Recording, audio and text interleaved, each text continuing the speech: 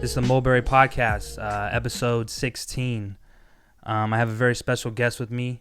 He's a professional boxer out of Modesto, and his name is Emmanuel Fernandez.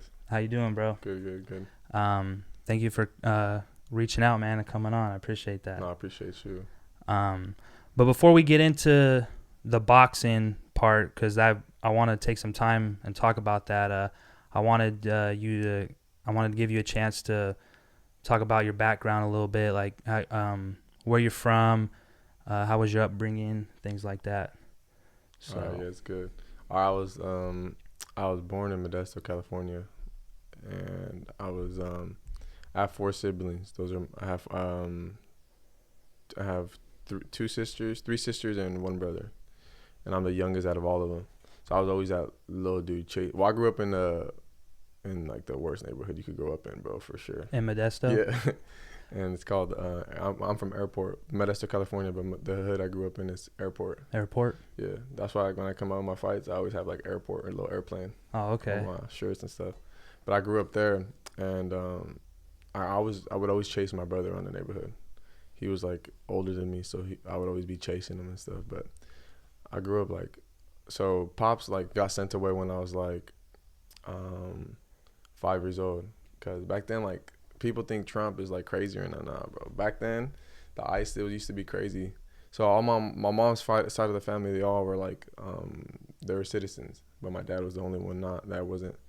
So like one day they just like came and they took him and they sent him away, and so I just grew up with my mom moved us into my grandma's and my grandpa, so I grew up with them. And so my grandma and my grandpa, my grandpa's my father figure. My grandma's just like my second mom. Right. And I grew up with them, and it was cool, bro. Like we grew up like poor, but I feel like when you grow up poor in the neighborhood and you're just chasing your brother around, and you don't even know you're poor, right? Because you're just having hella fun, like playing like football, playing like soccer, baseball, having BB gun wars. You don't know you're poor, right? Till you start like growing up and shit, and you're like, damn, like I'm poor. Right. Our family's poor. You know? How old? What was the age difference between you and your brother? My brother is 27, so 5. Okay. He's 5 years older. So I'd always be chasing him around and stuff. It was fun. So your grandpa was definitely your father figure? For sure, yeah, for sure was. My grandpa was my father. And is that who got you into boxing? He was the first person, like, he would, like, all right, bro, so I grew up in a traditional Mexican family. So boxing, in a Mexican family, boxing's a big thing. Like, I don't know why, but we take pride in boxing. Right. And, like, because we believe that the best fighters that have ever came out are Mexicans. Right. And it's somewhat true. But, so my grandpa would always make, like, me put on the gloves with all my cousins. And I would always beat up all my cousins. Right. So he'd be like, dude, he would tell me, like, we got to take you to a gym. So I remember I stepped foot in a gym when I was 8 years old. And it was way different. Like, I would go to the gym, and, like, there's kids that were already in the gym for a long time. So they were more experienced than me. Right. So I remember I stepped in the gym when I was 8 years old. I got hit. I told my grandpa I'm never coming back. Right. But then, like, a month later, I don't know why, I was just like, let's go back to the gym. I went back to the gym. I started training again, and then my mom didn't want to let me fight amateur until I was like 13. You could fight amateur at 8 years old, but my mom was just like, nah, I don't want you to fight. Right. So then, like, at 13, I started fighting amateur, and then I kept going, right. Going to tournaments, winning tournaments, fighting. And so when the first time you got hit and you told your grandpa, you're like, nah, I'm good, what did he say to you? Was he just like... Nah, he was just like, all right, like, that's how you feel? And I was like, yeah, that's how I feel. I'm not trying to get hit. No, I sparred some dude. I remember the exact guy who I sparred. His name is Victor Torres. Okay. And he's a professional too now. But I don't know what happened to him, to be honest with you. But Victor Torres, he was a little older than me. He hit me so hard, bro, that I was like 8 years old, and I heard like bells. Like literally, you hear like a beep, and he made me ring, bro. And I was like, I finished the round, but after that, I was like, hey, I'm done. You're like, this ain't for me. This ain't for me. So I hopped out. And then, like, I was driving home. I was, like, hella sad. My grandpa was like, what's wrong with you? And then I was like, I'm not trying to box no more. I was like, this hurts. Yeah. And he was like, it's gonna hurt. It's like, but you get used to it, and it's true, bro. Like you get used to getting hit. Really? Like you're numb. Like sometimes you feel numb. I feel like boxing, a lot of like the energy you have before you go to the ring, that's the energy you're gonna have when you're in the ring. Like whatever's going on around you, that's what's gonna happen when you're in the ring for sure. So you had a pretty good experience when you started amateur at 13? Yeah, 13. Just knocking everybody out? Or? Not. I was never a knockout artist. Like Okay. I would always be like, if you watch me fight, like I'm a boxer, puncher. Right. So I like to move and not get hit. Yeah. And I'm really, really fast, bro. So I'll get my punches in and move out. But I feel like now as a professional, I've knocked out people in the amateurs, but it's pretty hard because you fight with bigger gloves and headgear.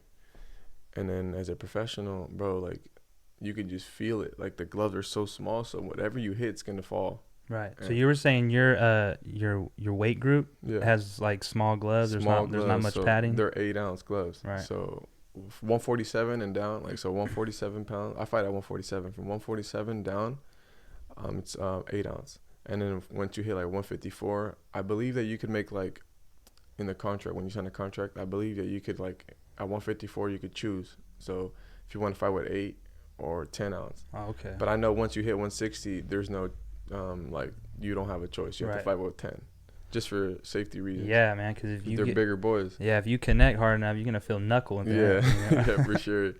So so who was some of your favorite boxers like watching growing up? When I was growing up, I was really into for sure Muhammad Ali. Okay. Like he changed the game, and my grandpa would always make me watch tape. That was like my homework. So Right. I would always watch tape, and Muhammad Ali was always a guy that he had so much like charisma when he was boxing. So I love to watch him, bro. Right. And he would like move, and like he was just, his confidence, bro, that he would bring to the ring is just, it took other people's confidence from him. Right. So that's like, I used to just love watching him, bro. Yeah. And the way he would move and dance, and him, it was one of them. And then I would say another is probably Sugar Ray Leonard. Okay. Same reason too. Yeah. He would move a lot. He was fast. Yeah. Had a lot of confidence. And he was just like all-American boxer, you know. So how do you feel like I mean, that's pretty dope that your grandpa was like really invested in it with you. And he's still invested to this day. Right. Like he takes me to like I don't go to the boxing gym unless he goes. Right. So he's always at the boxing gym with me. He like drives his truck behind me while I run. Like 6 a.m. He wakes me up. We turns on his truck. I get ready to run. We run in my neighborhood, which I still live in the same neighborhood I grew up in. Right. So like, he would just follow me with his truck, and I just run miles.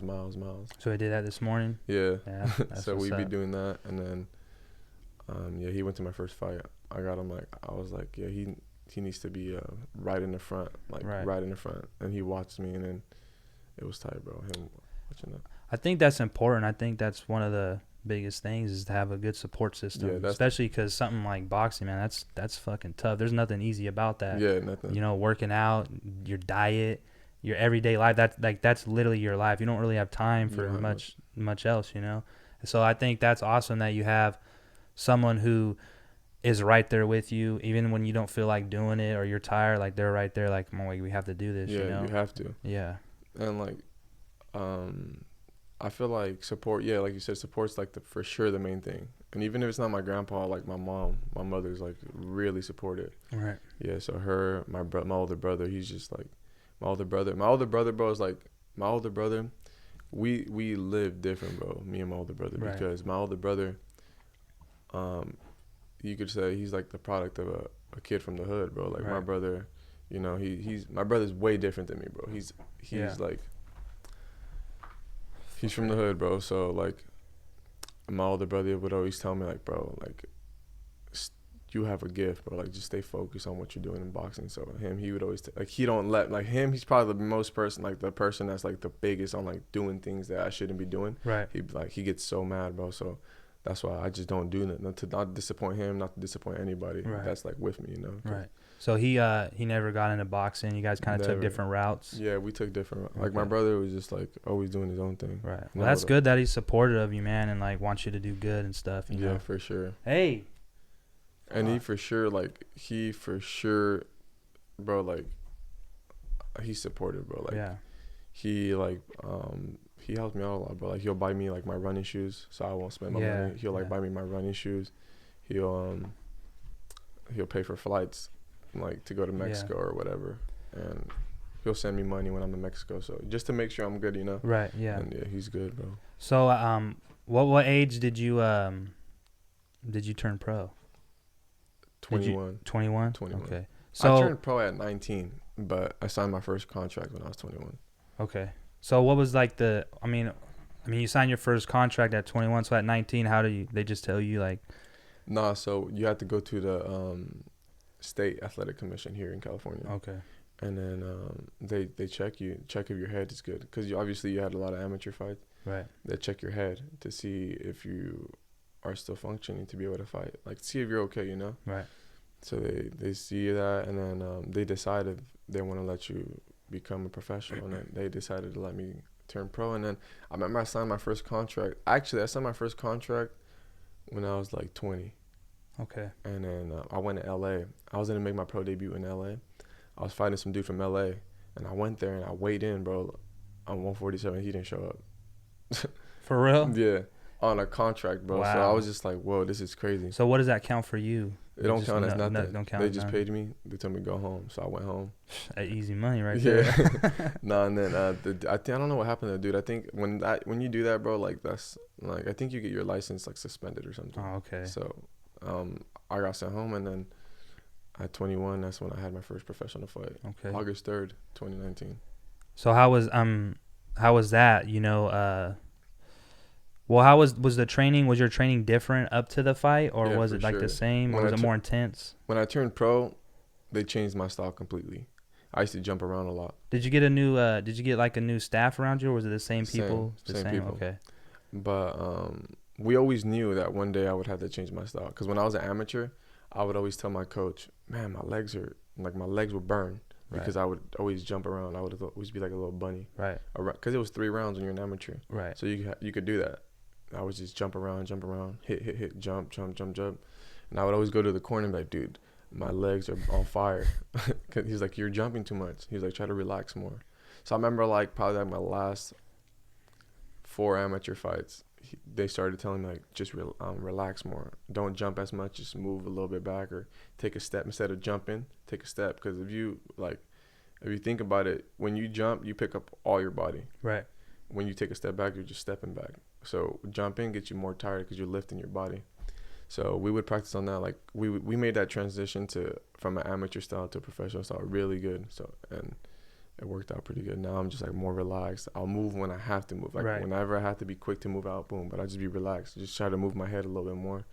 Like not jumping as much, because when I used to jump a lot, bro, I used to get tired. Yeah. A lot. How long were the rounds in amateur? So when you first start, I think they were like a minute and a half when I was like 13.